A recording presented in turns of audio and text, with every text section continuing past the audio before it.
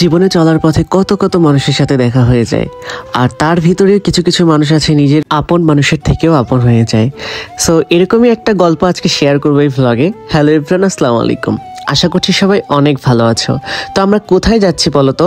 আমরা ওয়ালটন প্লাজাতে যাচ্ছি, গাজীপুরে ওয়ালটন প্লাজা অর্থাৎ মেইন শোরুমে যাচ্ছি। আর কেনই বা যাচ্ছি? কোনো একটা রিজন ছাড়া কি ওয়ালটন প্লাজাতে যায়?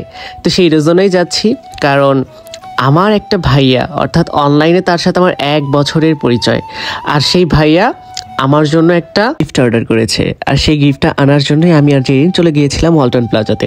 তো ওয়ালটন প্লাজাতে গিয়ে বলতেই, ডক্টর মহিম সিনার কথা বলতেই ওনারা বুঝে যায় এবং বলে যে একটু বসেন, আমরা বের করে দিচ্ছি। তো গিফটটা একটু হাইটেই থাক। আর আমরা ওয়ালটন প্লাজাটা দেখতেছিলাম, ওখানে অনেক অনেক অনেক অনেক ইউনিক ইউনিক কালেকশন এসছে।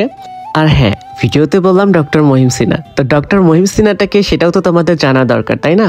তো ডক্টর মহিম সিনা হচ্ছে সেই ভাই, যেই ভাইটা আমার জন্য অর্ডার করেছে।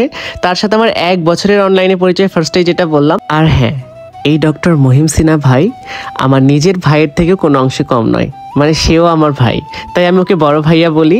আর আমাদের রিলেটিভ সবাইকে বলছি যে আমার একটা বড় ভাই আছে, আমি মেজো, আর আমার ছোট একটা ভাই আছে। তো এটাই সবাই জানে এখন। আর হ্যাঁ, সেই ফ্রিজগুলো দেখতেছিলাম, ফ্রিজগুলো দেখতে অনেক ভালো লাগতেছিল। শোরুমটা অনেক বড় ছিল, তো শোরুমে ঘোরাফেরা করতেছিলাম আর দৈনন্দিন জীবনে লাগে যে জিনিসপত্রগুলো সেগুলোই দেখতেছিলাম। হয়তো কোনো একদিন ওয়ালটন শোরুমে এসে এগুলো কিনে নিয়ে যাওয়া হবে, তো সেজন্যই দেখা আর কি।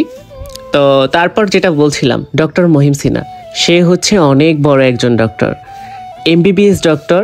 ভাইয়া এফসিপিএসও করেছে। আর হ্যাঁ, ভাইয়া কুমিল্লার দেবিদ্বারে থাকে, ওখানেই সব ফ্যামিলি সহ ওনারা থাকে। তারপর সেই গিফটটা দেখতে পেলাম, কারণ ওনারা আমাদের ডেকেছিল যে দেখেন আপনাদের গিফটটা।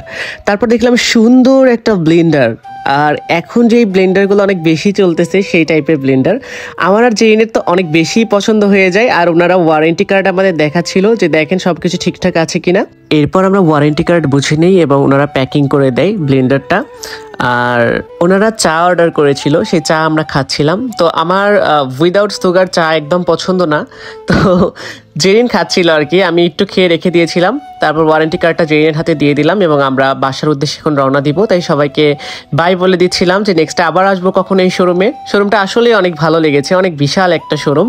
আর শোরুমে অনেক কিছু ছিল, ইলেকট্রিক যেগুলো জিনিস মানুষ নিত্য প্রয়োজনীয় ইউজ করে সবগুলো জিনিসই ছিল, তো ভালো লাগতেছিল দেখতে।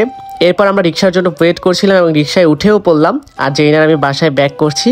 আর বাসায় গিয়ে টোটাল ব্লেন্ডারটা খুলে তোমাদের দেখাবো যে ব্লেন্ডারে কি কি ছিল। বাসায় পৌঁছার পর এখন আমি তোমাদের ব্লেন্ডারটা দেখাচ্ছি যে ব্লেন্ডারটা কেমন আর কি কালারের ছিল। তো ওইখানে হয়তো অনেকে কালারটা দেখতে পেয়েছো, আর কি কি ছিল সেটা তো দেখতে পাওনি, তাই এখন দেখানো হচ্ছে ভালো করে। Wow, thank you so much ভাইয়া, এত সুন্দর একটা ব্লেন্ডার অর্ডার করেছো আমাদের জন্য। আমাদের ভীষণ পছন্দ হয়েছে তোমার ব্লেন্ডারটা। আর তোমরা সবাই দেখো, সুন্দর না ব্লেন্ডারটা? অনেক সুন্দর।